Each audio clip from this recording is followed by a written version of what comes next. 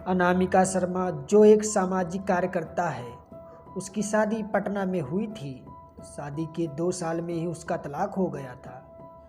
अब वो अपने माता पिता के साथ पुणे में रहती है। अब वो एक संस्था के साथ जुड़ी है जो घरेलू हिंसा के शिकार होने वाली महिलाओं की सहायता करती है। शादी टूटने से भी कोई महिला खुश नहीं रहती है, लेकिन शादी करके जुल्म सहने से अच्छा है हम अकेले ही रहें। आज मैं आपको एक भयानक रहस्य बताती हूँ कि जिस वजह से मेरा तलाक हुआ था। वैसे तो मेरे पति मेरा बहुत ही अच्छा ख्याल रखते हैं, लेकिन जब उनको गुस्सा आता तो वो एक अजीब इंसान बन जाते हैं।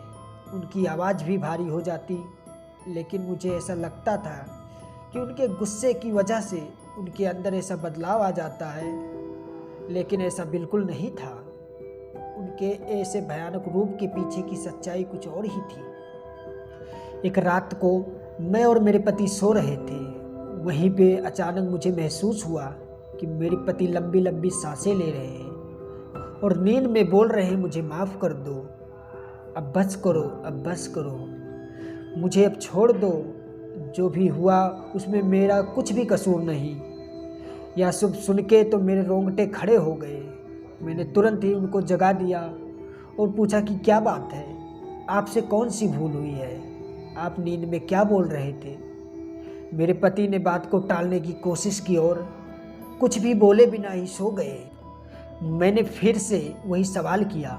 उस पर वो गुस्से में आकर मुझे एक जोरदार चांटा लगा दिया। पहली बार हुआ था कि उन्होंने मुझ पर हाथ उठाया हो। उसी रात को मैंने तय कर लिया था मैं रहस्य जान के रहूँगी।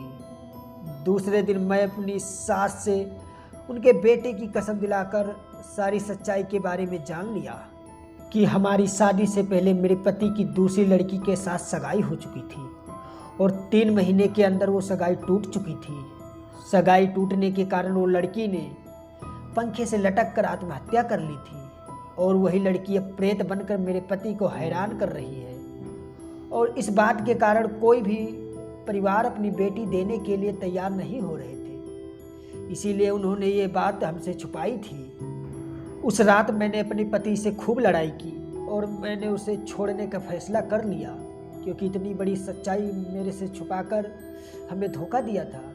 एक रात को करीबन 2 बजे मुझे जगाकर बोले, तुम इस कमरे से बाहर निकल जाओ।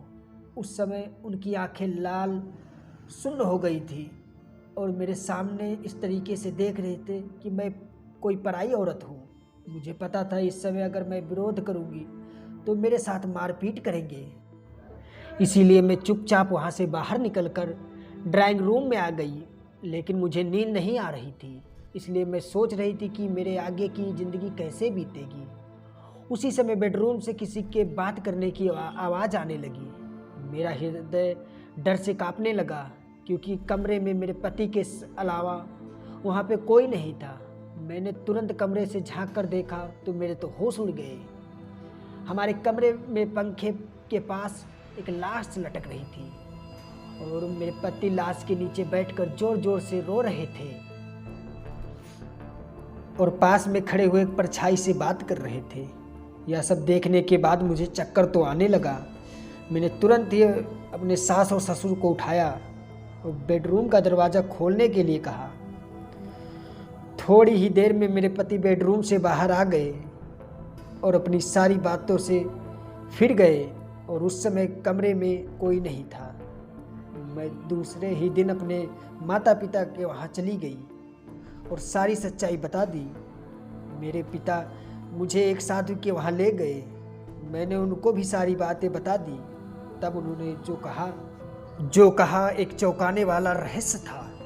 उन्होंने मेरी कुंडली देखकर बोला कि जिस लड़की के साथ तुम्हारे पति की सगाई टूट गई है वो तुम्हारे पति और घर वालों के त्रास के कारण मर गई थी और तभी से वो लड़की एक प्रेत बनकर उन सब से बदला ले रही है।